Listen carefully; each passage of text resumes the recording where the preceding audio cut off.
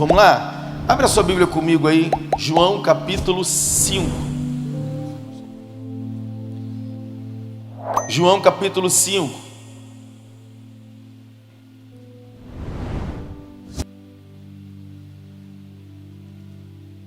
João capítulo 5.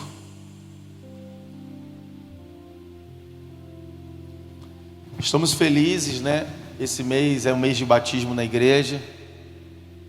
Normalmente o nosso batismo a gente faz no retiro, mas os irmãos que não vão ao retiro a gente batiza aqui na igreja, e o restante dos irmãos nós batizamos no retiro, né? Então tem mais irmãos para se batizar lá no retiro, e eu tenho certeza que vai ser aí uma virada de chave na vida desses irmãos, porque até o batismo é uma luta, irmão, é uma guerra, um vento que sopra. A guerra é antes, é durante e depois, porque depois o diabo vai tentar mostrar para você que você fez a coisa errada, mas eu tenho certeza que você fez a coisa certa. Amém? João capítulo 5. Bota o texto para mim aqui. Já está aqui, essa galera está top, hein, irmão? Do versículo 1 em diante, diz assim: olha, algum tempo depois havia uma festa dos judeus e Jesus subiu para Jerusalém. Existe em Jerusalém, perto da porta das ovelhas, um tanque chamado em hebraico Betesda, tendo 5 pavilhões. Neste ficava grande multidão de enfermos, cegos, mancos e paralíticos, esperando pelo movimento das águas. De certo em certo tempo descia o anjo do Senhor e agitava as águas. O primeiro que entrasse... Oi? Deu ruim aqui, olha. O primeiro que entrasse no tanque, depois de agitadas as águas, era curado de qualquer doença que tivesse. Estava ali um certo homem enfermo, havia quanto tempo, irmãos? Havia 38 anos. É isso mesmo, irmão? Ele estava enfermo havia 38 anos. Será que ele ficou os 38 anos ali, irmãos? Ou havia 38 anos que ele estava enfermo e ele parou ali naquele poço? Vai. Quando Jesus o viu deitado, e sabendo que estava assim havia muito tempo, perguntou-lhe: queres ser curado? O homem enfermo queixou-se: Senhor, não tenho ninguém que me ponha no tanque quando a água é agitada, pois enquanto estou indo, desce outro antes de mim. Ordenou-lhe Jesus: levanta-te, apanha teu leito e anda. Imediatamente o homem ficou curado, pegou o seu leito e andou. E aquele dia era sábado, era dia de Shabat. Por isso disseram os judeus ao que fora curado: irmão, pelo amor de Deus, é sábado, não te é permitido carregar o teu leito. Tipo, é sábado, continua doente, desgraçado. Se eu ele, eu falo assim: você está falando isso porque não foi você que foi curado. Se você estivesse no meu lugar, duvido que tu ia ficar ali deitado ainda. Não estou pregando ainda não, vai, passa. O homem respondeu a eles: aquele que me curou ordenou-me: apanha o teu leito e anda. Senhor, em nome de Jesus, eu agradeço a Ti pelas Tuas escrituras que foi lida diante da Assembleia dos Santos aqui reunidos. Pedimos que o Senhor nos traga revelação e entendimento do santo livro, que é a Tua palavra, Jesus. Tudo aquilo que o Senhor quer compartilhar conosco, falar ao nosso espírito, ao nosso coração, fale. Que a cada coração aqui presente, cada mente receba a revelação daquilo que o Senhor quer falar conosco. Abençoa os Teus filhos, é o que eu te peço, em o nome de Jesus. Amém e amém. Gente, o tema da mensagem que eu coloquei para essa noite é: não permaneça no tanque. Olha para alguém que está perto de você e fala assim: o tanque não é o teu lugar. Amém? Aleluia. Bom, naquela época, né, naquele tempo de Jesus, aquele tanque não era uma novidade. Aquele tanque já existia, e existiam vários tanques naquela época. Eu separei aqui alguns tanques para mostrar para você, olha. Que isso, gente? O brinco da irmã tá pulando ali, gente. Tanque pode ser açude ou reservatório para retenção de água, ou uma cisterna, ou um tanque artificial. Naquela época havia o tanque de Gibeão, está lá em 2 Samuel.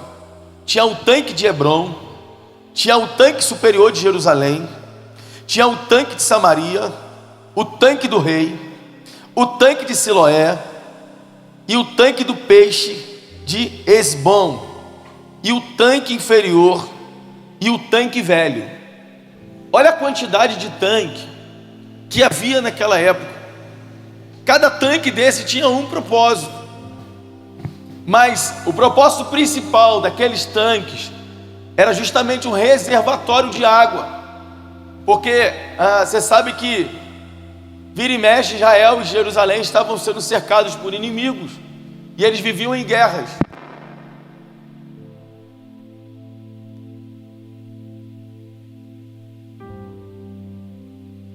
Como eu ia dizendo, então os reis daquela época, o que eles faziam? Eles criavam reservatórios de água dentro da cidade, porque do lado de fora tinha as muralhas que protegiam a cidade. E quando um rei queria atacar Jerusalém e as regiões ali de Israel, eles faziam um cerco do lado de fora. E aí, com a falta de água e de alimento, o povo, o rei da cidade era obrigado a ceder vitória ao rei que estava do lado de fora. Então o que esses reis começavam a fazer? Eles começaram a criar cisternas. E eu estudando sobre esses tanques, por cima, existem algumas fotos na internet, você vê o tanque por cima, e os arqueólogos descobriram que esses tanques por cima tinha aquela água, e por baixo ele ia em túneis. Faziam-se túneis ainda debaixo da terra, para reservar o máximo de água possível, porque em caso de uma guerra, eles conseguiriam armazenar bastante água. Existiam tanques daquela época que podia reservar até 40 milhões de litros de água. Só para você ter uma ideia do que aqueles homens construíam, né? E com o passar do tempo, esses tanques foram tomando proporções e propósitos diferentes, a ponto desse tanque que nós acabamos de ler aqui, o tanque de Betesda, ele se tornou um culto de curandeirismo, um culto voltado para curas. Eu sei que você já foi no culto desse, né, irmão? Você que está doente, vem aqui no culto da cura, do milagre, e ninguém recebe milagre. Todo mundo vai e sai do jeito que está, irmão. É mais ou menos o que acontecia ali. Havia um mito que o tanque de Betesda tinha um anjo que uma vez, pensa nessa loucura, gente, uma vez por ano o anjo descia e agitava as águas. Quando as águas começassem a balançar, alguém pulava, e o primeiro que pulava, irmãos, é o que era curado. Agora você pensa essa loucura, irmão. Tá mais de, Cadu, mais de 50 assim na beira do tanque. É hoje, a água mexeu. Ah, irmão, porque tu acha que eu ia esperar alguém pular? Eu ia pular, irmão. E deveria ter uma briga ali, né, irmão? Sai, vai chegar lá, o anjo está quase descendo, sai. Porque cada um sabe da sua necessidade, né? Então havia esse mito ali em Betesda de que o anjo descia, agitava as águas, e ali havia uma cura. Mas na verdade tudo isso não passava de um mito. O que significa Betesda? Significa casa de misericórdia. Um lugar chamado de casa de misericórdia, que ninguém tinha misericórdia de ninguém. Por isso que nada acontecia e todo mundo ficava em torno daquele mito, esperando alguma coisa, mas nada acontecia. Eu botei aqui algumas informações sobre o tanque de Betesda. O tanque de Betesda, ele era formado por 2 piscinas. Era um tanque de imersão, pois naquela época havia rituais de purificação por causa das impurezas. E então usava-se esses tanques. Tinha que se purificar antes de ir ao templo de Jerusalém. Então, antes das pessoas que subiam a Jerusalém para oferecer o seu culto a Deus, as suas ofertas, ele passava pelo tanque de Betesda, lavava-se ali, se limpava e depois subia. Pensa a água, irmão, do tanque de Betesda, que maravilha, que coisa linda. Era o único tanque que tinha cinco alpendres. Os outros tanques que haviam apenas tinha 4. E eu estudando sobre esses 5 alpendres aqui, o que é que significa esses alpendres? Ele era o único tanque que tinha 5 portas de entrada. E estudando a respeito desse tanque, as pessoas elas estavam ali sempre em busca de algo pessoal. Elas estavam sempre tentando de alguma forma solucionar um problema, mas um problema físico, de saúde. E irmãos, na boa, de verdade, tem muita gente vindo para a casa de Deus em busca de soluções de problemas. Talvez essa foi a forma que Deus teve para te atrair até aqui, ou para te atrair até a presença dele. Mas escute o que eu vou dizer para você: Deus é muito mais do que um solucionador de problemas. Deus, Ele é o Senhor, Ele é o Rei, Ele é o Todo-Poderoso, que morreu por nós para nos salvar, para nos dar vida eterna. Aleluia. Então, olhe para alguém que está perto de você e fala para ele assim: olha, por favor, não venha aqui solucionar o seu problema, venha conhecer Jesus, porque senão, depois de resolver o seu problema, você pode ir embora. Porque todo mundo que vem para a igreja atrás de solução de problema, depois que o problema é resolvido, vai embora.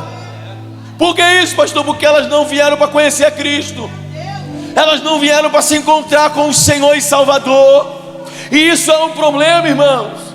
Por quê? Porque a salvação da tua alma depende de você se encontrar com Cristo, não de você solucionar o seu problema. E outra coisa que eu vou te dizer: tu vai solucionar esse, mas vai vir outros. Por quê? Porque Jesus falou que no mundo nós teremos aflições. As aflições fazem parte da vida do ser humano. Mas o que ele falou? Tem de bom ânimo, porque eu venci, vocês também vão vencer todas as coisas.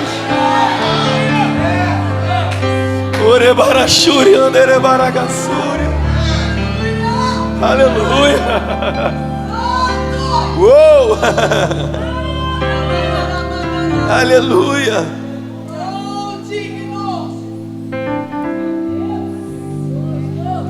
Aleluia. Glória a Jesus. Aí mais à frente na Bíblia, você vai ter um outro tanque chamado tanque de Siloé. O que significa o tanque de Siloé, irmãos? Significa o enviado. Então você tem o tanque da misericórdia, e agora você tem o tanque do enviado. No tanque da misericórdia, Jesus encontra um paralítico, alguém que estava acamado. No tanque do enviado, Jesus encontra Jesus passa por um cego. Lembram?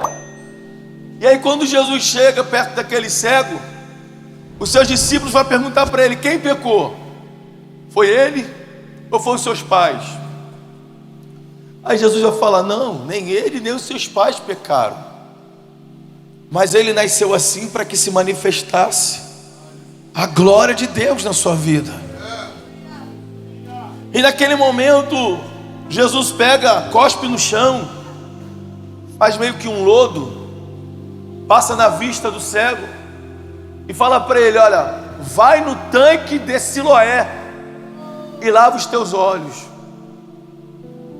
Depois que ele acaba de lavar os olhos, o texto vai dizer: e ele foi curado. Pastor, por que o senhor está fazendo uma junção com esses dois tanques? Porque em ambos os tanques Jesus passou, mas em ambos os tanques Jesus não permaneceu. Em ambos os tanques Jesus foi com um propósito, e depois ele sai dali e não deixa esses homens permanecerem no tanque, porque ele sabia que esses tanques tinham um propósito. Esses tanques iam cumprir apenas uma missão, e depois desse propósito iria acabar. O primeiro tanque, o tanque da misericórdia, era um tanque de ilusionismo, onde as pessoas ficavam ali iludidas em busca de uma cura e nada acontecia. O segundo tanque é o tanque do enviado. Mas enviado para quê, gente? Se nada acontecia lá. Aí Jesus pega esse cego e manda ele ir até o tanque. E é lindo, porque se o tanque tem o nome de enviado, se nós trouxermos para uma revelação, escute, o cara ele era o que, gente? Entra na mensagem, irmãos. O cara era cego. Jesus manda ele se lavar no tanque é óbvio, porque quem é cego nunca vai poder ser enviado. Ele só poderia ser enviado depois de ser curado da sua cegueira. Por isso que Jesus falou para ele: vai no tanque de Siloé. Por quê? Porque depois de você ser curado, você pode ser enviado. Sacode alguém que está perto de você e fala para ele aí: você está entendendo porque Deus não te enviou ainda? Porque você primeiro precisa ser curado da sua cegueira espiritual.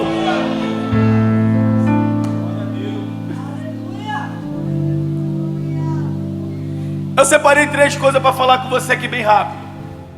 Porque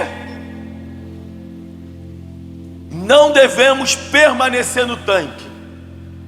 Você já disse que o tanque não é o seu lugar, amém? Mas por que você não pode permanecer no tanque? Eu vou falar para você primeiro. Por que eu não posso permanecer no tanque? Primeiro, porque o tanque é um lugar de se guardar algo que nunca virá.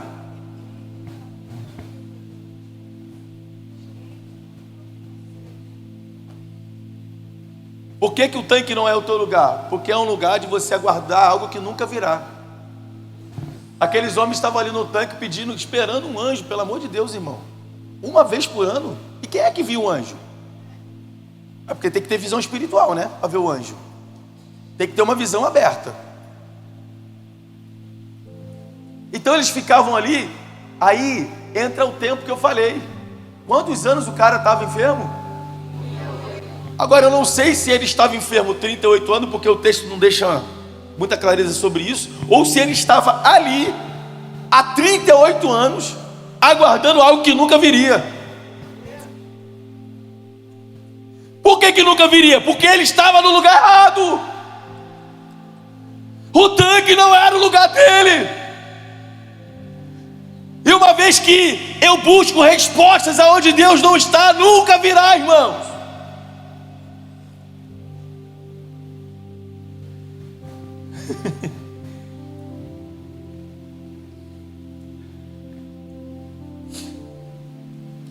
Eu anotei aqui: existem muitas pessoas buscando respostas em lugares onde essas respostas nunca virão.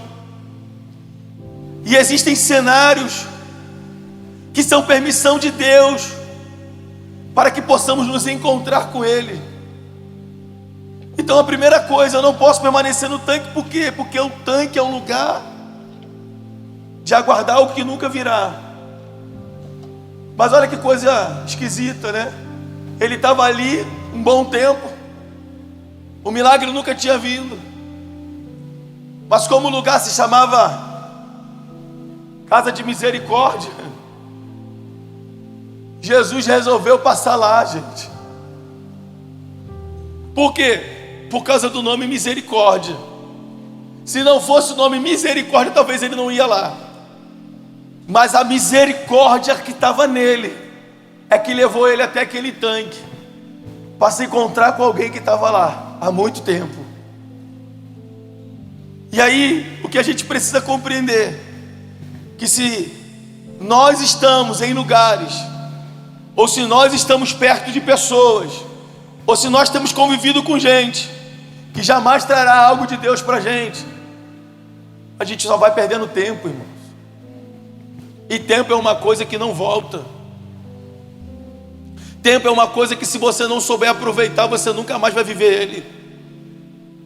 Então escute o que eu estou dizendo para você. Se você tem estado em lugares ou com pessoas que jamais vai trazer aquilo que só Deus pode te dar, quer um conselho? Mude de lugar. Porque esse lugar é um tanque na sua vida. Essa pessoa é um tanque na sua vida. E esse tanque, ele não vai trazer o que você precisa. E junto desse tanque não é o seu lugar. Alguém já entendeu isso? Alguém está entendendo isso? Então fala para alguém que está perto de você assim: olha, cuidado. Peraí, que a frase está sendo formada na minha mente. Cuidado com os tanques que você tem ficado perto. O tanque não é o teu lugar. Segunda coisa, porque não devemos permanecer no tanque? Porque o tanque representa lugar de abandono e de individualismo. Olha que coisa interessante. Eu até anotei aqui, olha. Existem muitas pessoas que não entenderam ainda que o fato de você ficar a sós se faz necessário para você ver o agir de Deus em sua vida. Tem muita gente que está passando por desertos e por solidão e está reclamando de Deus. Tem muita gente passando por um momento de solidão e está dizendo que ninguém ama e que todo mundo esqueceu. Mas deixa eu te falar uma coisa: tem situações que é Deus que provoca. Tem desertos que é Deus que provoca. Tem solidão que é Deus que provoca. Para quê? Para ele se encontrar contigo lá. Esse homem, olha a expressão dele no texto. Ele vai dizer, Jesus, olha o que Jesus fala para ele: quer ser curado? Não foi essa a pergunta? Você quer ser curado? Olha o que ele vai falar para Jesus: Senhor, eu não tenho quem me coloque no tanque. Desculpa, mas essa não foi a pergunta. A pergunta de Jesus foi: quer ser curado? Ele deveria falar: sim, quero. Mas ele fala: Senhor, eu não tenho ninguém por mim. Eu não tenho ninguém que me ajude. Eu estou só. E ele vai dizer mais, e todas as vezes que a água é agitada, alguém vai no meu lugar, ninguém me ajuda. O que é isso? Solidão. Está sozinho. E aí, ele está tão sozinho. E, perdão, desculpa que, quer dizer, a minha conjecturação, você sabe que eu gosto de conjecturar. Eu imagino que a multidão estava toda em volta do poço e o homem lá atrás isolado, na cama, deitado. E vem Jesus com a sua tropa de elite, né? Pelo amor de Deus. A multidão está lá no volta do tanque. O cara está aqui sozinho. Por que Jesus não foi lá na multidão?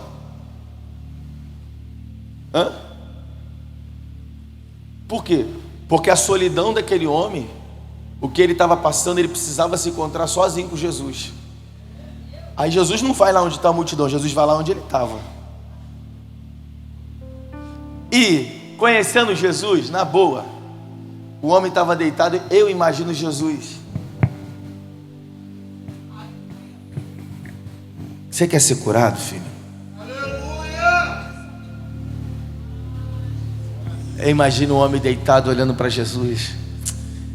Eu estou tão sozinho, Jesus. Aleluia! Eu não tenho ninguém que me ajude. Jesus, faz o seguinte: levanta. pega o teu leito e anda. Cara, Jesus não bateu o pé, não dá uma rodada no manto, não dá um giro, não chama a câmera, filma aqui, filma aqui, filma aqui. Não, simples. Levanta, pega teu leito e anda. Está escrito no texto: e o ajudaram a ficar de pé. Aquele que estava sozinho agora tem gente para ajudar ele a ficar de pé. Porque toda provação tem um tempo para terminar, gente. Toda solidão tem um tempo para acabar. Aleluia. Então escute, para de reclamar, por favor. Entenda os seus processos. Quando chegar a hora de acabar o processo, Deus vai enviar socorro. Deus vai enviar pessoas que vão te ajudar. Mas entenda que é o teu processo, é o teu momento. Por que eu não posso permanecer no tanque? Porque o tanque é lugar de abandono e de individualismo. Naquele lugar ali, irmãos, está escrito no texto: quando a água era agitada, cada um por si, Deus por todos, irmãos. É quem pular primeiro. Aí eu te pergunto, como é que Deus vai atuar num lugar de competitividade? Como é que Deus vai atuar num lugar de egoísmos? Como que Deus vai atuar num lugar onde ninguém quer ver o bem de ninguém, mas cada um quer ver o seu próprio bem? Sabe o que é isso? É um tanque. Olha, eu vou dizer uma coisa para você. Tem muitas igrejas hoje que são tanque. Tem muitos ministérios que se tornaram um tanque. As pessoas estão lá apenas sendo iludidas, mas cada um por si. Competitividade e Deus por todos.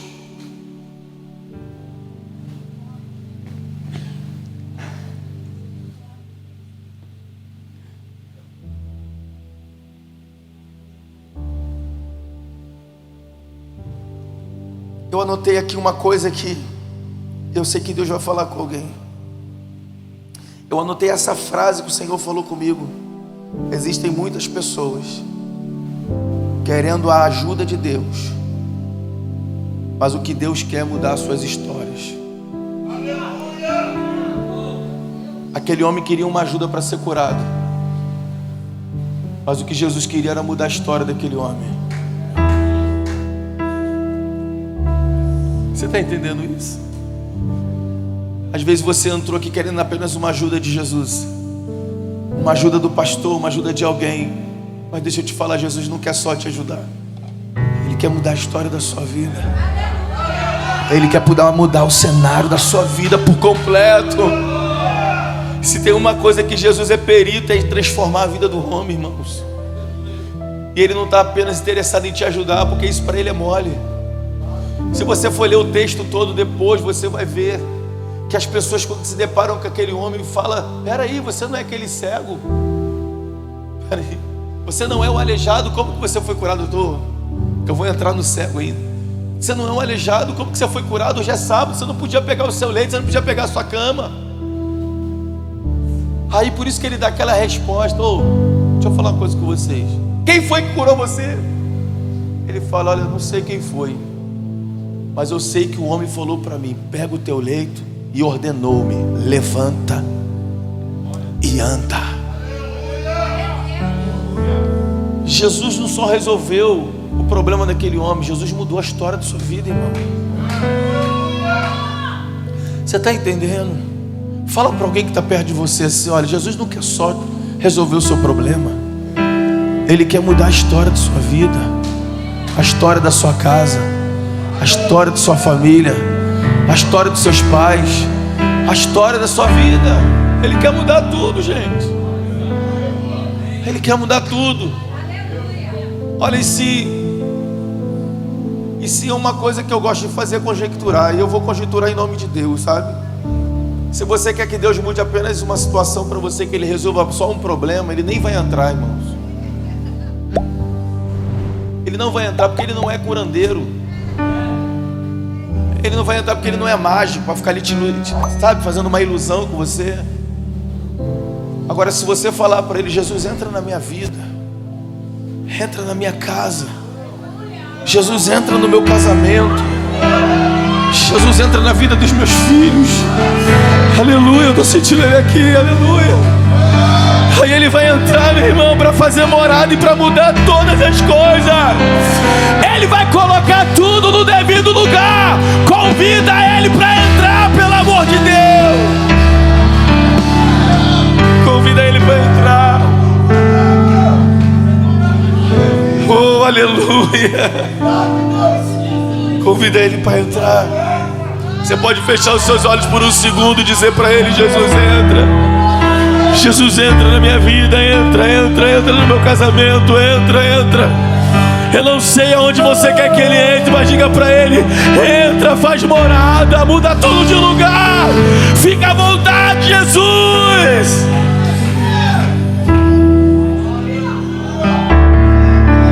Fica à vontade, Jesus.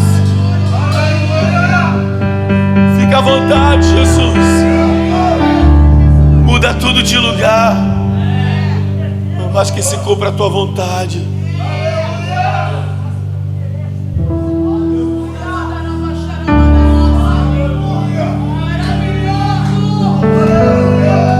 A terceira coisa,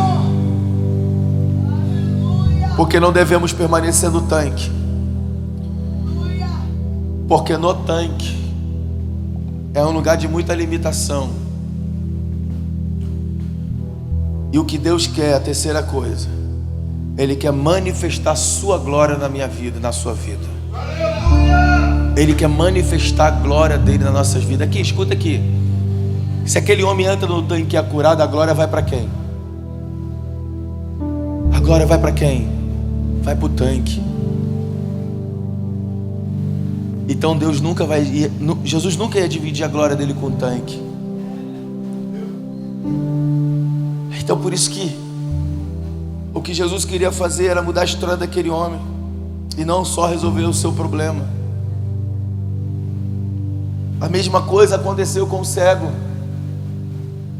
Quando Jesus chega perto dele, os discípulos falam: quem pecou? Jesus fala: não foi ele que pecou, nem seus pais, mas ele nasceu assim. Olha isso. Ele está passando por essa situação, ele está passando por esse processo, para que se manifeste a glória de Deus na vida dele.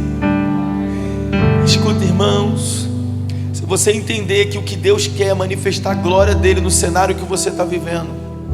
Eu não sei qual é o cenário, mas Deus quer manifestar a glória dele aí.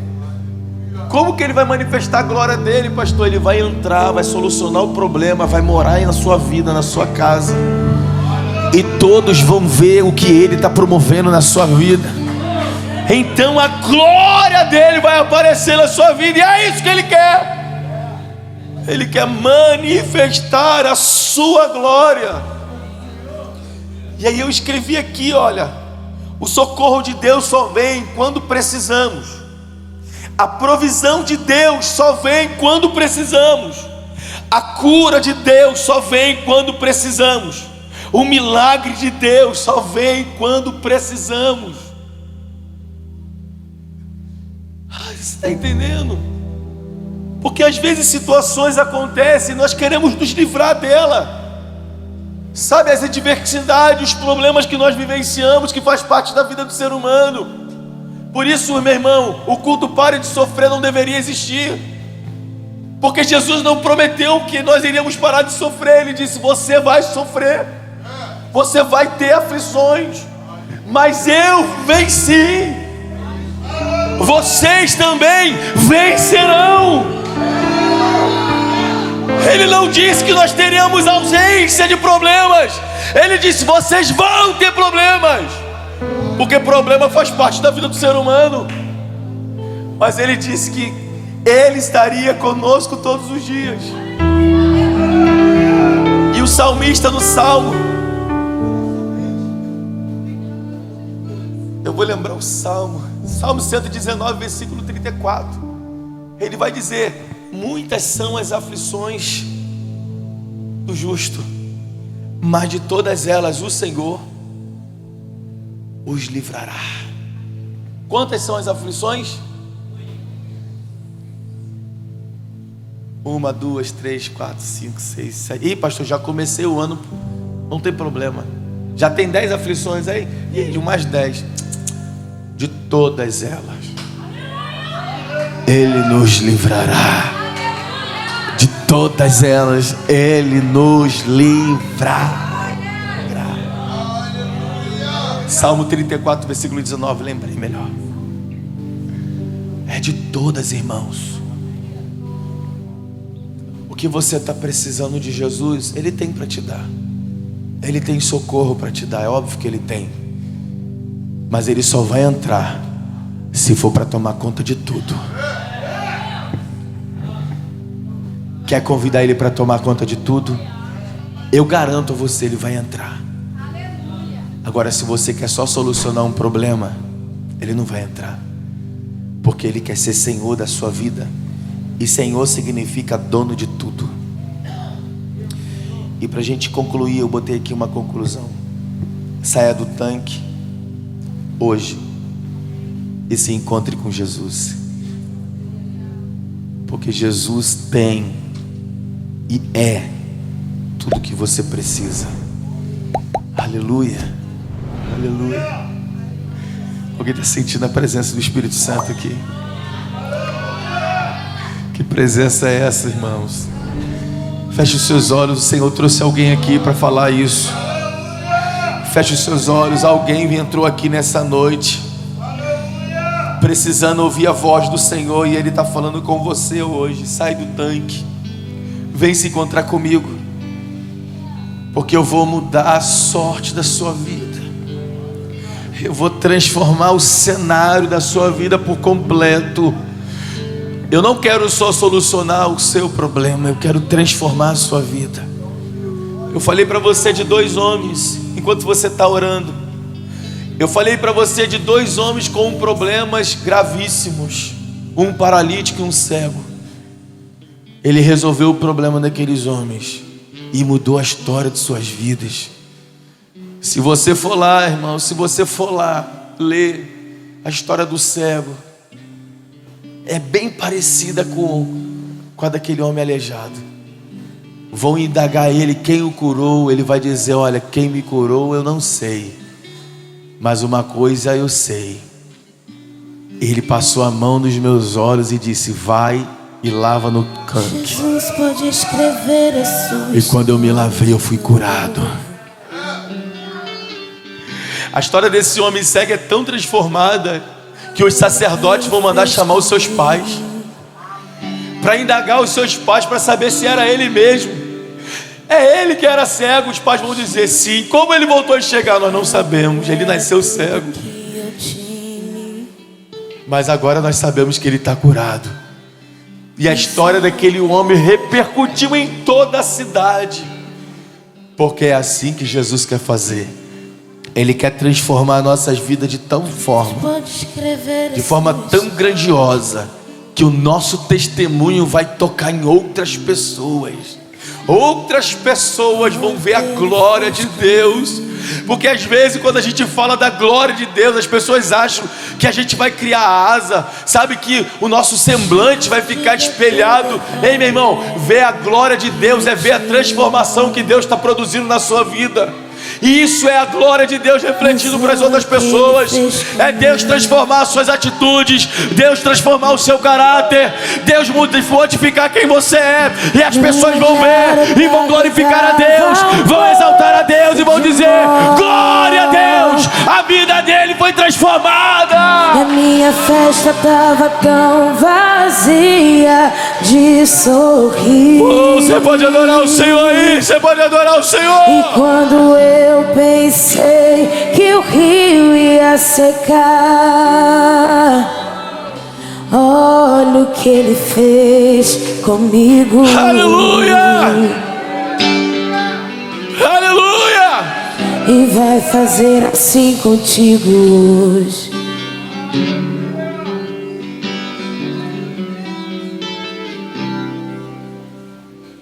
Um dia já cansado eu disse: Pai, não quero ser mais prisioneiro da maldade. Olha o que o Senhor está falando para você através dessa E canção. Ele me chamou de Feche seus filho. olhos, preste atenção no que Deus está falando contigo.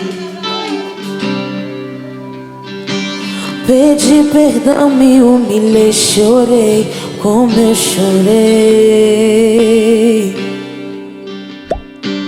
E Ele foi fiel comigo.